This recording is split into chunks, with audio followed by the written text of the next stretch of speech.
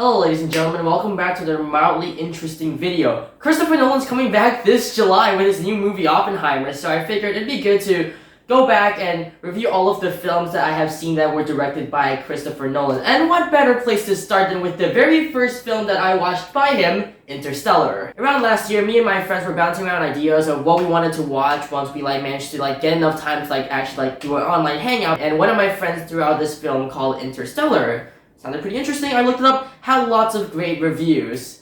And on top of that, I already heard some stuff about Christopher Nolan from before, and when I checked online, turns out Christopher Nolan's directing this movie. So I was like, okay, well, let's wait until it comes out on Netflix. A couple months later on August, it comes out on Netflix. I watched it that day it came out, and oh my goodness, it was incredible. It's genuinely one of the best movies. No, wait, probably the best movie I have ever seen. It is an amazing film by Christopher Nolan. It essentially got me hooked into Christopher Nolan. I ended up watching his entire Dark Knight trilogy, Inception, and then Tenet, which I loved all of those films, by the way.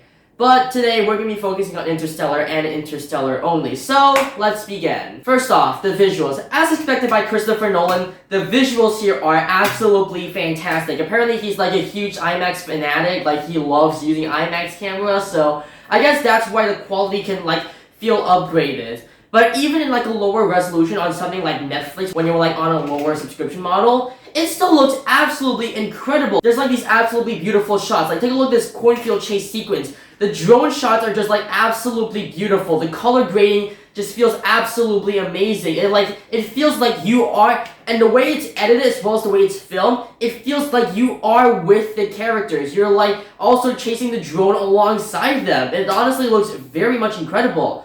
Even in places where it's mostly black and white and gray, such as the spaceship, it still looks absolutely incredible, mostly just because of the way that it's edited alongside everything else. There's just something about Interstellar. I don't know exactly what it is, but it just looks absolutely fantastic. And if you want a better explanation, you might want to look somewhere else, because I don't think I'll be able to explain all this. This is absolutely incredible. Part 2, the soundtrack.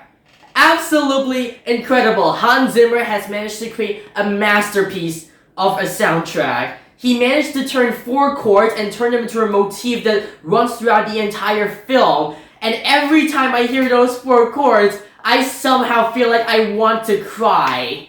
That is absolutely amazing. And the music that he makes fits perfectly with what is going on screen. There's moments of tension with mountains and No Time for Caution. There's beautiful moments where we're about to step into this other place, like the soundtrack, The Wormhole. Point is, the soundtrack is absolutely incredible, and the one thing that makes it unique, in my opinion, is the organ. The organ produces this unique sound to the soundtrack that I haven't really seen anywhere else. Then again, I don't really listen to a lot of movie soundtracks, in my opinion, so there is that. But even compared to everything I've heard before, this soundtrack is incredibly unique to the point that it's the one soundtrack that never gets out of my head. And when you realize that the soundtrack accompanies the movie very beautifully to the point that the movie is such an amazing thing and something that will always stick in your mind, that soundtrack will be something that also sticks along in your mind as well as the movie. I mean, there's a reason that Cornfield Chase has got 200 million plays on Spotify. I think the entire album has 1 billion plays when you combine all of the songs together, which honestly,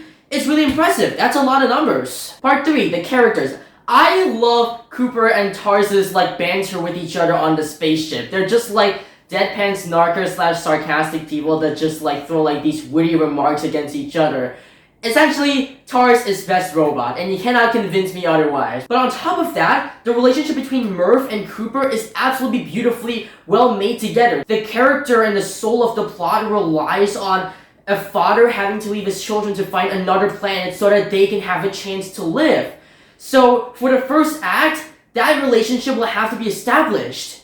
And it is established beautifully well. You get to feel every single emotion. Matthew McConaughey and Mackenzie Foy are such amazing actors in this scenario. And when you combine that with the amazing writing of Jonathan Nolan, the result is one of the best first acts I have ever seen. Sure, it's a little slow, it's 30 minutes long, but those 30 minutes are absolutely essential to making sure that you care for the rest of the journey. And even throughout the rest of the journey, the bond between Cooper and Murph is still strong and it's still beautifully written together so that it has its own highs and lows. so you can feel all of the emotions that these characters feel when they have to leave each other. What are they doing right now? What is going on the other side of the universe in a way?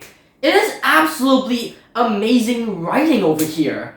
It is the one reason that you stay for the entire movie. Part 4, the plot. The concept is the reason that you would pay $15 for your IMAX ticket price when the movie comes out. And overall, in my opinion, the concept is simple but still can attract a lot of people. Essentially, in this movie, Earth is dying, crops are failing, oxygen is running out. And so, NASA is sending a bunch of astronauts past a wormhole as one last Hail Mary to find a new planet so that humans can move there to make sure that humanity does not go extinct. Pretty simple concept, but pretty intriguing still. However, you manage to stay for the entire 3-hour runtime of the movie. Somehow it doesn't really feel like 3 hours at all. And it's not just the character, it's the plot itself as well. There's a bunch of plot twists and reveals that we discover throughout watching the movie, and those plot twists and reveals make us go, oh no, this can actually turn out to be a pretty bad idea. I was just constantly pacing around my bedroom just going what's going to happen after this? Will they survive? Will humanity be able to repopulate to another planet? I think the main thing that can help contribute to this is that this is not an adaptation of anything. This is like an original film in a way. And so the result is that you don't know what's going to happen at the end. But the result is that you're just constantly pacing around, just wondering what's going to happen next. Overall, the plot is actually really incredible, and combined with everything that we've talked about before, this makes it one of the best movies I have ever seen. In fact, no. It's probably the best movie I have ever seen. This was an amazing starter film to the director Christopher Nolan. And now I cannot wait for Oppenheimer. Alright, 1 film down, 5 more to go.